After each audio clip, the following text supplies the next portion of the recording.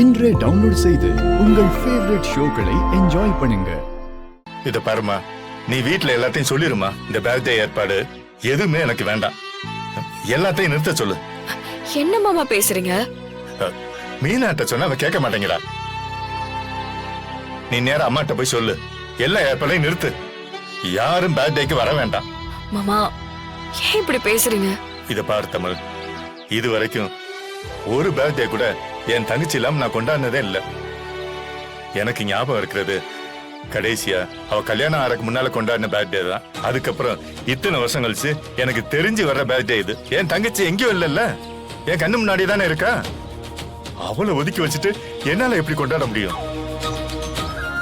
நான் என் birthday celebrate பண்ற மூட்ல இல்ல. அதையும் மீறி நீங்க ஏற்பாடு பண்ணா இப்ப இருக்கிற மாதிரி தான் அங்க ஏதோ பேருக்கு நான் நிப்பேன். நான் சந்தோஷமாவே இருக்க மாட்டேன்.